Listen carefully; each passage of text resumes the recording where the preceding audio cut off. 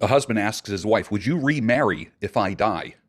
She says, we've been married for so long. I really love you. That would be very difficult for me to love another man, but maybe after 10 years or something like that, maybe that's a possibility.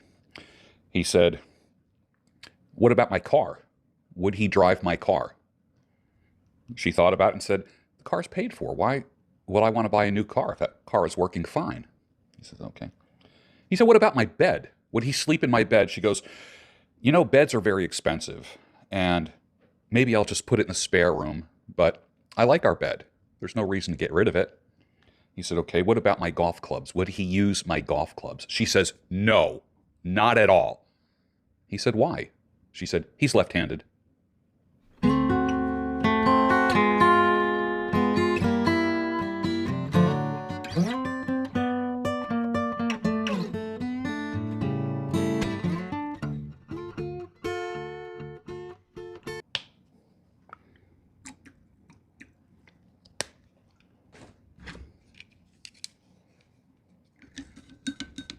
Stirring the creatine with chopsticks using the vortex method, the only true way to optimize the taste of your creatine, along with strawberry watermelon flavor at the molecular level. Goat morning. Welcome to the Daybreak Show. I am the Sultan. We'll get started, but first, creatine.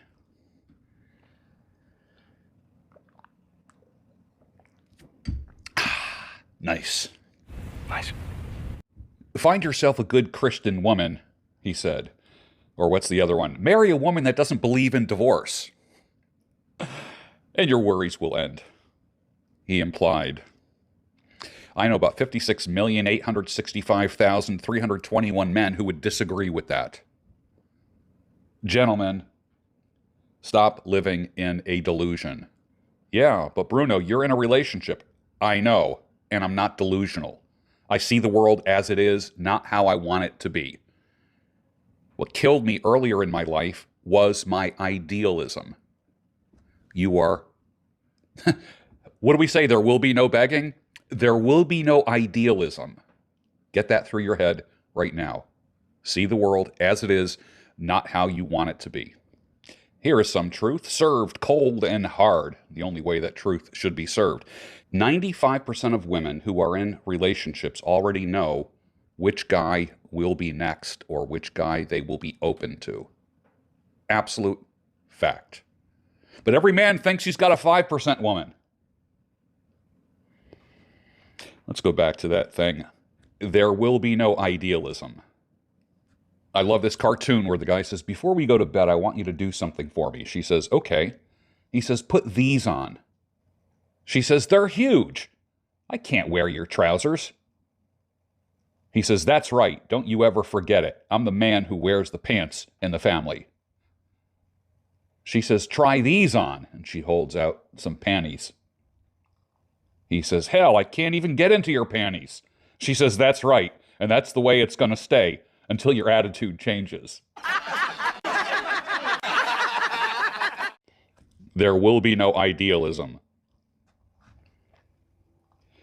And this just in, there's a special place in hell for mothers who keep kids from their fathers, lie in court, have false accusations, alienate and brainwash the kids against the fathers, and of course all the judges who base their decisions on those lies. Back to you, Jim. In my annual reading of Ode to a Beard, I see a lot of young men growing beards. Some are big, giant hipster beards that probably won't last. Some are close cropped and shaped beautifully. Beards are in. Most guys are having beards now, some kind of facial hair. Some of those young dudes will realize, like I did, that facial hair will always be part of their face for the rest of their lives. I've had hair on my face for almost 50 years. I've watched it change in texture and color. It has gone through as many phases as I personally have. It was once dark and coarse. Now it's white as wool, soft as silk. It got stroked through a few college degrees, term papers, been the envy of many sparsely bearded friends. It tickled 3 babies' faces. It once comforted a wife and a few ladies after that. It kept my face warm in many a winter. I have all kinds of implements for it, a boar bristle brush, natural oils to keep it soft, electric trimmers with all kinds of attachments. It's been shaped, thinned, grown out like Santa Claus, brought down to a goatee and a Van Dyke.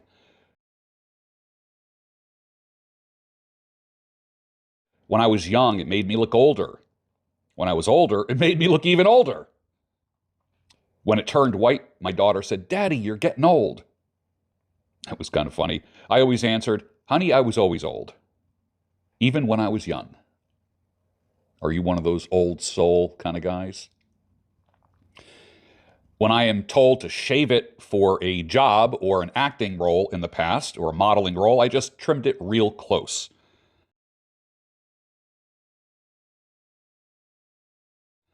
Now that it's white, I can get away with it because I can count the times on one hand that I had a completely smooth face in my adult life. And when I did, I couldn't wait to start the beard all over again.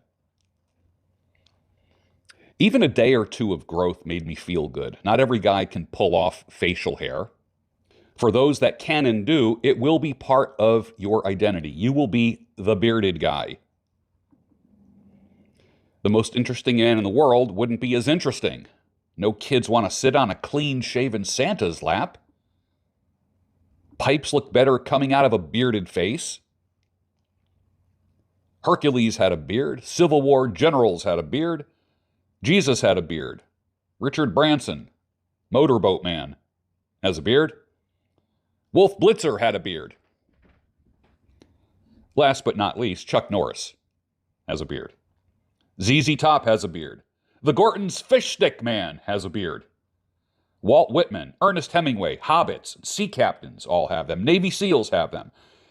I have one. And young fella, if you're thinking beard, go ahead and do it. You'll be glad you did, like I did, almost 50 years ago.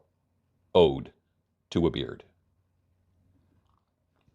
So you play your albums and you smoke your pot and you meet your girlfriend in the parking lot. Oh, but still you're aching for the things you haven't got. What went wrong? The song Captain Jack from Billy Joel, 1973. If you don't know it, look it up. Really good song. Put on the headphones and just crank that baby up. I remember the last time I grew a big beard was probably, no, it wasn't, it was 2016 to 2017. And 3 women during that year, complete strangers to me, I had no idea who they were, say they admire my beard. Can I touch it? What makes a woman think that she can just come up and ask to touch something that she admires? There's got to be some comedy surrounding that because I know that door doesn't swing in both directions. What if there's something that I admired on a woman and asked her if I could touch it? It would be put your hands in the air. Get on the ground. Guaranteed. Don't forget to get your free guide called Strong Men for Hard Times. I'll put a link for it down below. It's free. It's part of the conference that I was part of last week with over 50 speakers I shared the virtual stage with. It's probably one of the best conferences I was ever a speaker in. They're having an encore weekend this weekend where you can watch any of those speeches this weekend. Click the link, take a look at it, enjoy the speeches. They're phenomenal. Imagine if insurance companies had marriage insurance. Imagine that. Would you be insurable? Would your situation be considered high risk or low risk? Think about it, because that's how they evaluate drivers for car insurance. Are you high risk or low risk? Is your marriage high risk or low risk? Again, there will be no idealism. I thought this cartoon was funny. One couple is sitting across from another couple, and the lady says to the other lady, one lady says to the other lady, "Robert was saying you play the cello." I thought that was great. I got to tell this joke at least once a month. Husband's getting a little frisky with his wife and wants to make love. She says, "My gynecologist said I can't have sex for 2 weeks." The man replies, "Well, what did your dentist say?"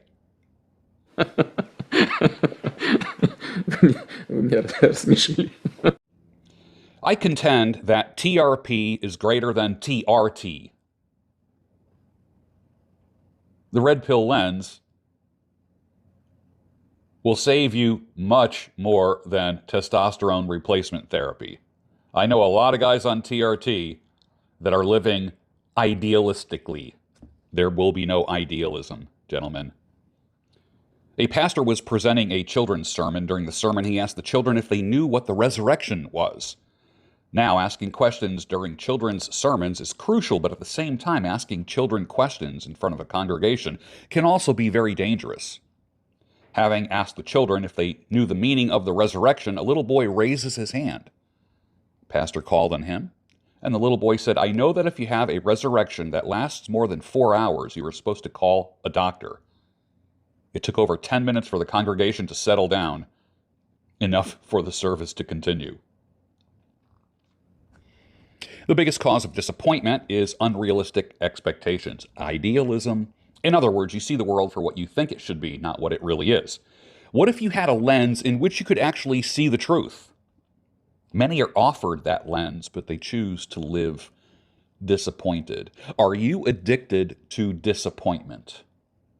Do you keep making choices where you're always disappointed? Jobs, money, women, children. See the world as it is, not how you want it to be. But keep the hope. But there will be no idealism. Remember the first time you heard Alice in Chains' song, Them Bones? Remember the first time you heard that? And you heard Lane Staley going, "Ah!" Remember that? And you were like, what is that? And then he kept doing it in the beginning of the song. And you thought it was odd, but after a while, like you're driving in your car, like when you're driving, you're playing music, and the song comes on, and you're going, "Ah!" driving, "Ah!" It was weird the first time I heard it, but now I really like it. And I got my "ah" down perfect. I've had about 30 years of practice. I do believe that every man, if he can, should grow his beard out to its terminal length at least once in your lifetime. At least once. It really does teach you patience. I tell women all the time, look for a man who's got a beard. You know why? Because he's a patient man, and he'll be able to put up with your bullshit. Some women understand that to be true. I've done it many times, and I noticed that it is different every time I grow the darn beard out. Every time. The texture, the coarseness, the curl. But it does get whiter and whiter each time I grow it out. Smoking a pipe with black cherry aromatic tobacco is basically, as one person said, pressing the pause button on life, on the daily grind. It's like a mini vacation.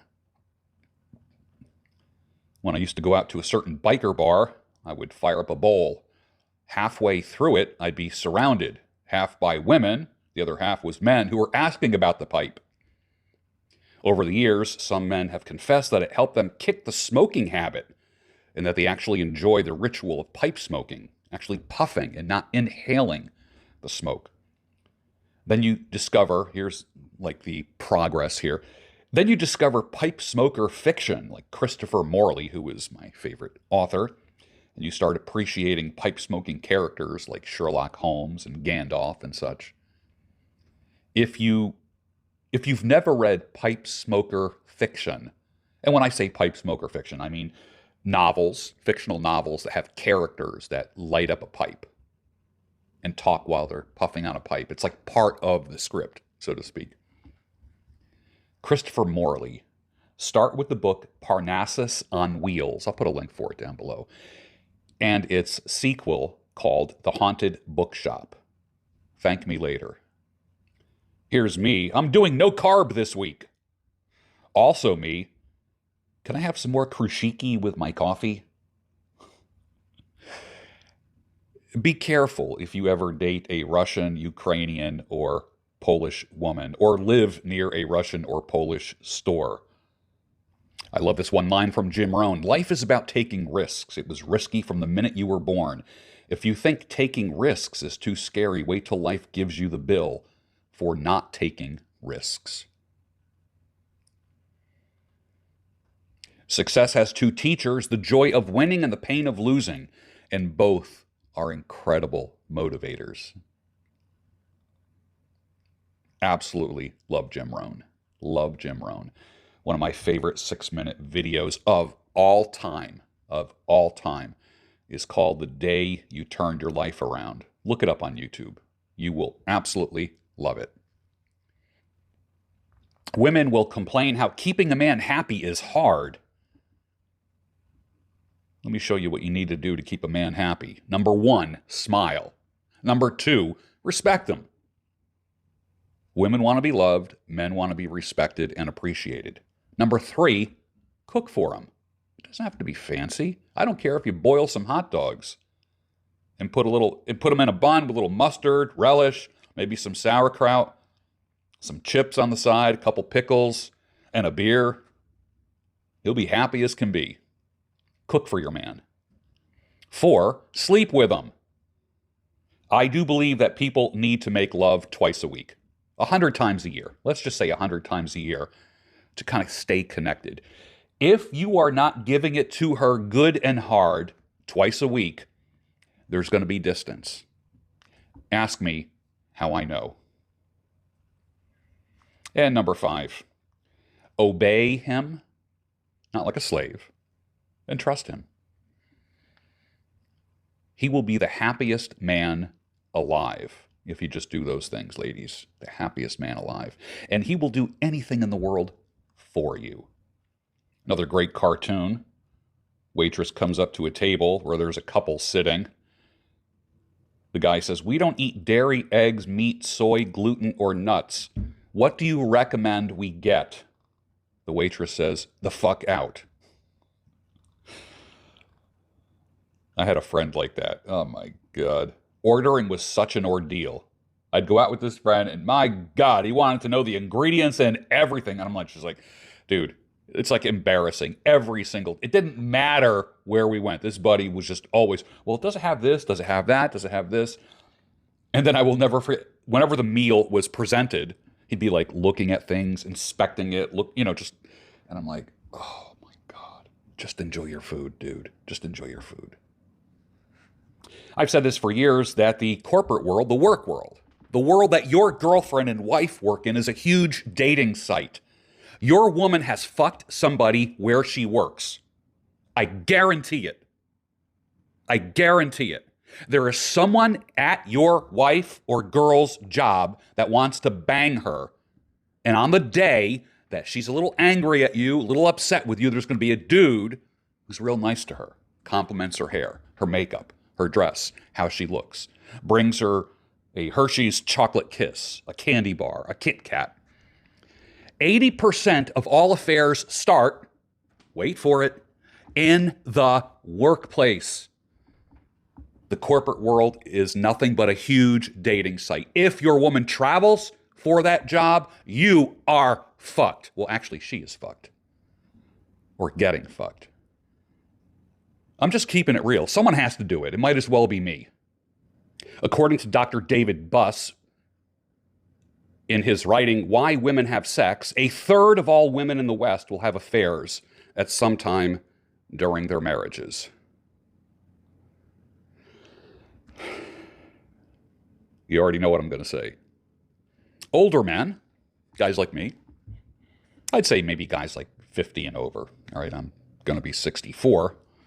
Older men, when you encounter a good younger single woman and you know good younger single men, don't be afraid to do some matchmaking. This is how it's done in a world that no longer has arranged marriages. And if we truly care about people and the future of civilization, you will try to match up good people. Some people replied, heck, if I find a good younger woman, I'm going to keep her for myself. Been there, done that. There is a weird threshold where age gap relationships don't work. So be aware of that. They might work for a while. They rarely work long term. Add long distance to that, dude, and you will get fucked. Well, actually, she's getting fucked. Someone has to tell the truth. It might as well be me. Proverbs 21:9, better to live on the corner of a roof than with a quarrelsome woman. Shout out to all the roof dwellers out there. I hear you loud and clear. I used to be there. It's an absolute scientific fact about hormonal birth control. When pregnancy is no longer the consequence of sexual behavior in a woman, that woman acts exactly like a man, sexually. And with that, finish your creatine pre-workout, and I'll see you on the next Daybreak Show, your home of sanity, clarity, and reason, and no idealism. My God, that is the best coffee I've ever tasted.